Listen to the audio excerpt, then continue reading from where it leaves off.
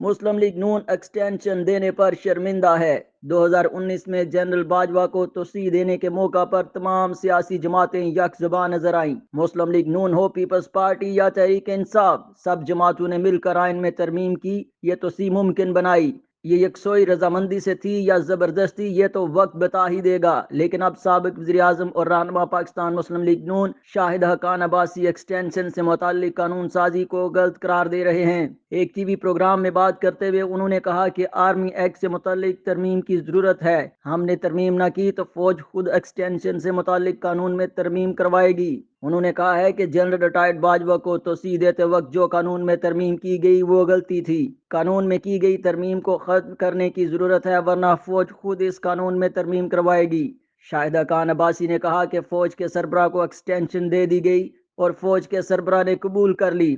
اس کے بعد فیصلے کو بدلنا فوج یا ملک کے مفاد میں نہیں تھا۔ ان کا کہنا تھا کہ عمران خان نے بغیر مشورے کے جنرل باجوہ کو 3.5 ماہ قبل ایکسٹینشن دے دی تھی۔ جنرل باجوہ کو اگست کے درمیان توسیع دی گئی، جبکہ اگست میں توسیع کی گنجائش نہیں تھی۔ فیصلہ نومبر میں ہونا چاہیے تھا۔ عمران خان نے باجوہ کو ایکسٹینشن دینے میں جلد بازی کی۔ شاہد حقان عباسی نے کہا کہ ایکسٹینشن ایک غیر معمولی عمل ہے، اس کو معمول کا عمل نہیں بنانا چاہیے۔ شاہد حقان عباسی نے کہا کہ ایم کیو ایم کے دڑوں کو اگر کوئی ملا رہا ہے تو یہ درست نہیں، اگر خود مل رہے ہیں تو اچھی بات ہے۔ انہوں نے کہا ہے کہ عمران خان صاحب اور باجوہ صاحب بیٹھ کر طے کر لیں کہ کس نے کس کو چھرا گھونپا۔ نہ باجوہ صاحب کا کام تھا اس ملک میں سیاست کرنا اور نہ ہی خان صاحب کا کام تھا کہ ان کے ساتھ کھیلنا۔ کھیلیں گے تو اس کھیل کے حالات یہی ہوں گے جو آج ہیں۔ سابق وزیر اعظم نے کہا کہ فیض آباد دھرنے کو ہم مینج کر رہے تھے تو عدالت نے کارروائی کر کے دھرنے کو ختم کرنے کا کہا۔ 10,000 کی نفری 200 اشخاص کو ہٹانے میں ناکام ہوئی۔ یہ معاملہ ٹروتھ کمیشن کے حوالے کرتا ہوں۔